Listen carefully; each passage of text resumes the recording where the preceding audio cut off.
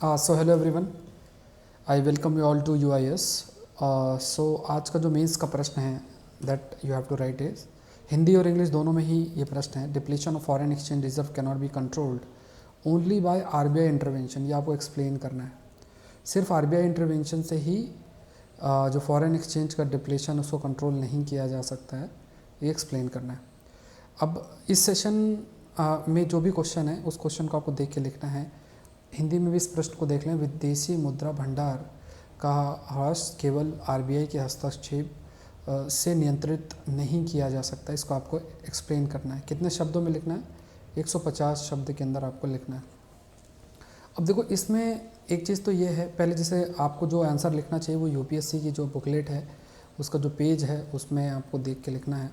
मतलब ये ऐसा बुकलेट आपके पास होती है, और एक तो जैसे आंसर आपका क्वेश्चन पहले लिखा होता है, फिर आपके पास जैसे ये 150 वर्ड्स का है तो ये एक पेज है और इसके पीछे एक पेज है, टोटल आपको रहता है। तो पहले जैसे आपसे पूछा है कि फॉरेन एक्सचेंज जो उसका डिप्लीशन हो रहा है, उसका जो हार्स हो रहा है, उसके लिए सिर्फ RBI जिम्मेदार नहीं है और ये RBI के कंट्रोल में सिर्फ नहीं है। तो यहाँ पे ये फैक्टर आप मेंशन कर सकते हैं कि जो फॉरेन एक्सचेंज का डिप्लेशन हो रहा है उससे रिलेटेड कुछ डेटा फैक्ट कर सकते हैं।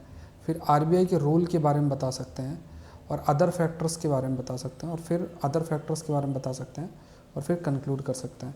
क्या होगा इसका उत्तर, तो पूरे डिटेल में आज के हिंदू के सेशन में मैंने आपका let's crack UPSC CSE channel पर डिस्कस भी किया है।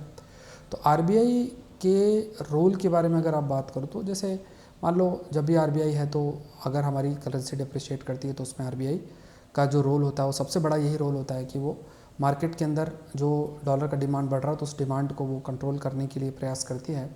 और ख़ास तौर से देखा जाए तो जो डॉलर का डिमांड बढ़ रहा है, हमारी करेंसी वीक पड़ रही है, तो उसके लिए मार्केट के अंदर डॉलर को पहुंचाया जाता है जिससे कि डॉलर की डिमांड मीट हो सके, और जो स्ट्रेंथनिंग है करेंसी की, ख़ास तौर से डॉलर की जो हो रही है उसको थोड़ा सा रोका जा सके, और जो वीकनिंग हमारी करेंसी की हो रही है, वीक पड़ रही है, कमज़ोर पड़ रही है हमारी करेंसी की, जो वैल्यू कम हो रही है, तो उसको थोड़ा सा उसको कंट्रोल किया जाए। जैसे मान लो $1 70 रुपये का है और $1 80 रुपये का हो गया, तो ये डिप्रिसिएशन होता है।